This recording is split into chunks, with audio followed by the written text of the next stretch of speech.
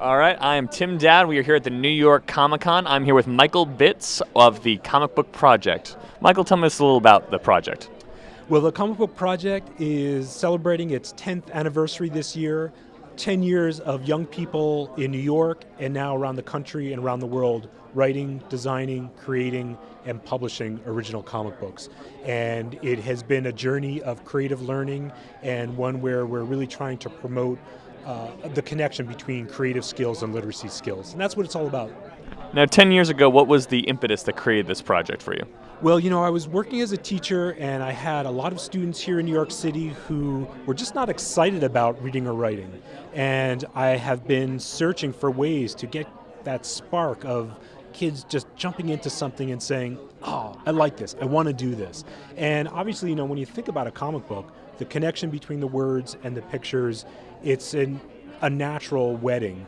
And so we tried to leverage that interest that kids have in the characters and the stories for writing practice, for reading practice, and for really just getting excited about reading and writing. That's what it's all about.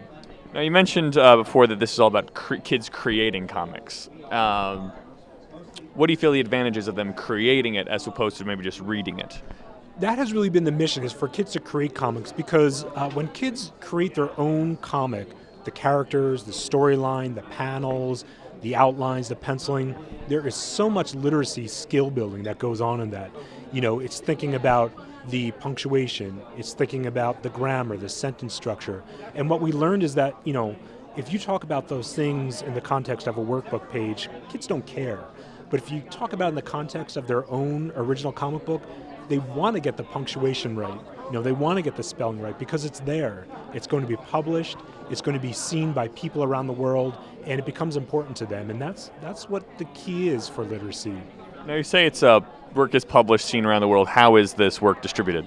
Well, we have a partnership with Dark Horse Comics, and Dark Horse prints the student comic books and distributes them in the cities where they have been created. And then we are trying to build an online presence around the world where kids from Australia or California or Singapore could be sharing their comments, commenting on each other's, and really having it be a worldwide collaboration. Fantastic. Now, how integrated are you in schools currently? Are you working with any projects specifically, or is this more of an independent venture? Well, we're working with over 850 schools around the country. We've become a national organization in the sense that we have at least one library or school in every state working the Comic Book Project. We also have a lot of community centers and after-school programs.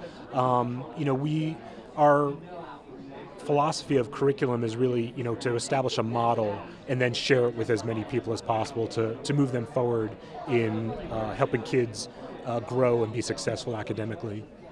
All right, great. Was there anything you would personally like to add to any principals or deans? I don't know what they have in elementary schools. Yeah, principals, definitely. Maybe what I could do is just show you an example of an elementary school comic book. Well, first off, here's a middle school comic book. And this was created by 6th through 8th graders in Brooklyn. And if you look at an example like this, you see how just dynamic the artwork as well as the storyline can be. These middle schoolers work together on writing and designing this comic. But then when I compare it to something like this, created by 5th graders, a much more simply designed comic book, but still one that represents a creative approach. In this comic book, created by 5th graders in the Bronx, the Dominicans and the Puerto Ricans are not sharing this park well, and the superhero Global Man flies down to help them negotiate that they have so many things in common and so many things similar to them, to their backgrounds. And so, I think it's just a representation of how creativity can bolster literacy, and that's really what we're focused on in the Comic Book Project. Now, were these projects, were these kids assigned stories to tell, or was this just the stories that they came up with? These are the stories they came up with. They started about creative thinking and about storytelling, and then they developed these comics. Sometimes we do base comics on themes, like the environment or leadership, but more in general, we really want kids to come up with their own ideas. All right. Yeah. Fantastic. Thank you very much for being with us. My name's Tim Dowd, and I'm here with Michael Bitts from the Comic Book Project. And we are on the take.